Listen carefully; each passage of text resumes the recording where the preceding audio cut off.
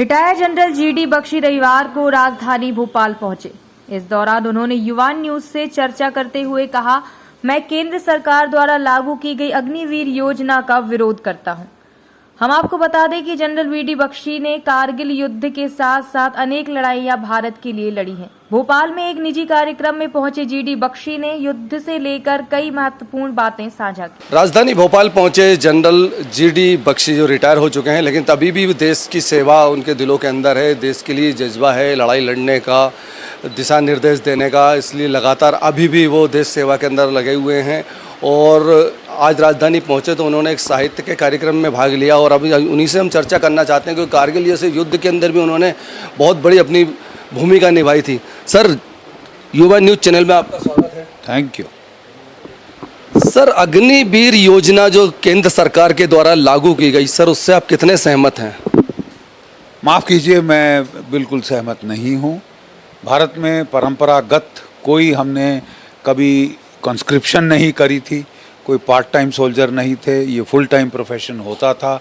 मैं सोचता हूँ ये फैसला थोड़ा सा जल्दबाजी में लिया गया। मैं समझता हूँ कि हमारा जो पे का बिल था आर्म्ड फोर्सेस का, वो 1,06,000 करोड़ है और हमारी जो पेंशन का बिल 1,11,000 करोड़ था। तो ये सस्टेनेबल नहीं था, मैं ये समझता हूँ, इतनी मैथमेटिक्स मुझ में भी है। लेकिन साथ में कुछ ऑपरेशनल इम्पेरेटिव्स भी होते हैं। नंबर 1, 4 साल की अवधि बहुत छोटी है जिसमें कि वो लड़का ट्रेन हो सके, यूनिट में फिट हो सके, और जब वो फिट हो जाता है उसके जाने का समय आ जाता है। तो दैट्स नंबर 1। और नंबर 2, जो क्रू सर्व्ड वेपन्स हैं, जिसमें मतलब राइफल 1 आदमी चलाता है, टैंक में 4 आदमी होते हैं, तोप के ऊपर 6 आदमी होते हैं, बड़ी तोप होगी 8 आदमी होंगे, वो उनको तालमेल में काम करना पड़ता है। एक भी कड़ी चली जाए, क्रू इनएफिशिएंट हो जाता है। तो ये बगैर सोचे समझे कि 4 साल की अवधि में वो कुछ नहीं कर सकता। उसकी ट्रेनिंग घटा के जो है वो तकरीबन 1 साल से घटा के 6 महीने कर दी गई है, ठीक है। और कहा गया है कि उसको जो उसका पलटन जाएगा तो उसका सीओ ट्रेन करेगा। पलटन अगर लड़ रही है लद्दाख में, सियाचिन ग्लेशियर में, काउंटर टेररिस्ट ऑपरेशन में, तो सीओ ऑपरेशन करेगा या लड़के को ट्रेन करेगा? ठीक है ना साहब। तो ये देखते हुए काफ़ी हद बंदिशें हैं, लेकिन मुझे खुशी है कि सरकार ने, हमारी सेना इसका अब रिव्यू कर रही है। और मेरा सुझाव सेना को, सरकार को ये है कि जो 4 साल की अवधि है वो बढ़ाकर 7 साल कर दी जाए। जब मैं फ़ौज में भर्ती हुआ था 1971 के युद्ध के पहले, और मैंने युद्ध में हिस्सा लिया, तब हमारे जवानों की कलर सर्विस 7 साल की थी और वो बहुत अच्छा लड़े, पाकिस्तान के 2 टुकड़े कर दिए। ठीक है साहब। तो हमें 4 साल से बढ़ा के 7 साल करनी चाहिए, ताकि वो जो है वो ट्रेन हो सके, वो कंट्रीब्यूट कर सके। ठीक है। सरकार को आपने राय दी होगी ना सर? नहीं दी अभी सरकार को राय? साहब, मैं खुद जाके मिला हूँ, रक्षा मंत्री राजनाथ सिंह जी से मैं मिला हूँ, जो हमारे नेशनल सिक्योरिटी एडवाइज़र साहब हैं उनको भी मैंने ये दिया है, डोभाल साहब से भी मिला हूँ। और मुझे बड़ा अच्छा मौका मिला था उनके साथ 3 साल सेवा करने का। ये जो विवेकानंद इंटरनेशनल फाउंडेशन है, तो उसके तहत मैंने उनसे भी मुलाकात की थी। और मुझे खुशी है कि अब एक रिव्यू ऑर्डर हुआ है और मुझे पूर्ण विश्वास है कि इस चंद महीनों में ये फैसला आ जाना चाहिए कि अवधि 4 साल से 7 साल, रिटेंशन यानी अभी क्या है कि 25% लड़के रखे जाएंगे, 75% बगैर पेंशन, बगैर उसके वो घर भेज दिए जाएंगे। तो मैंने निवेदन किया है कम से कम 60% इन्फेंट्री में और 75% टेक्निकल आर्म्स में, क्योंकि 3.5 साल तो साहब ट्रेन होने में लगता है। तो पता नहीं क्या सोच समझ के पैसा बचाने के लिए हमने ये जो स्कीम की है। मेरा अनुरोध है सरकार से कि अब हमारी इकॉनमी बहुत अच्छी हो गई है। अगर गत वर्षों में जब हमारी जीडीपी इसके आधी भी नहीं थी, तब भी अगर हमने इतनी बड़ी बड़ी फौजें मेंटेन की हैं, तो आज भी कर सकते हैं।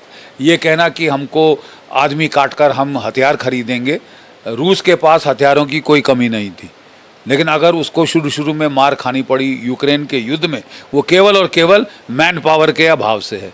भारत 1.4 अरब की आबादी है, सबसे बड़ी आबादी दुनिया में। हमें क्या कमी मैन पावर की? 50% भारत के युवा 26 वर्ष की आयु के नीचे हैं। आपको तो जॉब क्रिएट करनी चाहिए। हम जॉब काट रहे, आप तो अपना पाँव काट रहे हैं। जिस डाल पे बैठे हैं उसको आप रेत रहे हैं।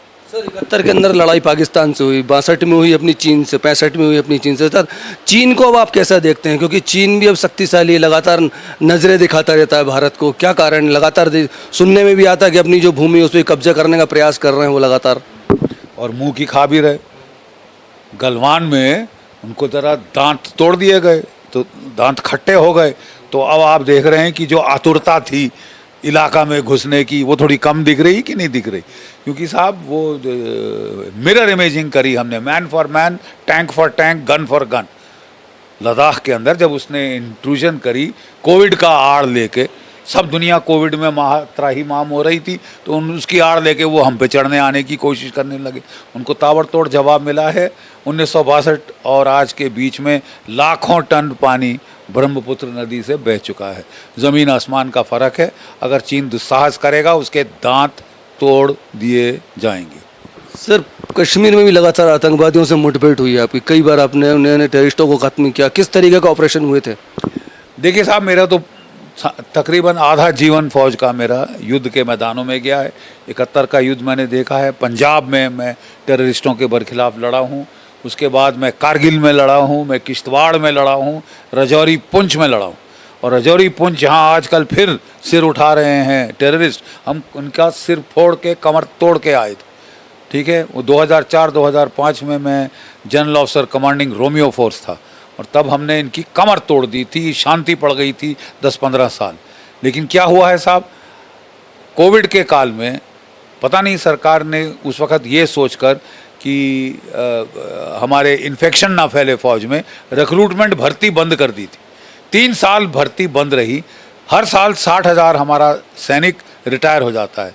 60 × 3 1,80,000 से आपने फौज काट दी, जबकि लड़ाई पहाड़ों में होगी। और पहाड़ों में मैन पावर कहाँ गई पता नहीं चलता था। 1:10 रेशियो से हमला करना पड़ता है। पीओके अगर हमको छीनना है, वापस लेना है, जो हम लेंगे, तो हमको मैन पावर बढ़ानी पड़ेगी, घटानी नहीं। हमारे अकाउंटेंट नहीं जर्नल बन सकते ना। अकाउंटेंट का काम करता है, उसको वहाँ तक सीमित रहना चाहिए। जब वो जर्नल का काम करना शुरू कर दे तो थोड़ा देश को खतरा आ सकता है। सर पुरानी पेंशन जो फौजियों को मिलती थी उसमें भी कटौती की गई, मिल भी नहीं रही है। और जो कैंटीन से जो कुछ सामग्री मिलती थी उसमें भी कटौती की गई, क्या कारण रहा है? ये वजह क्या है इसकी? किल्लत है पैसे की फौज के लिए, बाकी जगह तो हमने किल्लत नहीं देखी, लेकिन फौज के लिए किल्लत ज़रूर है, इसलिए ये सब कट वगैरह आ रहे हैं। मैं भी चाहूँगा मिलना चाहिए सर। नहीं, मिलना तो हर किसी को चाहिए, लेकिन मैं पहले चाहूँगा कि हमारे जो लड़के सर्व कर रहे हैं उनको मिले। मैंने जो लड़ना था सरकार के लिए लड़ लिया, आप मुझे चाहे बाद में दे दें, लेकिन जो लड़ रहे हैं उनको मेरे से पहले मिलना चाहिए।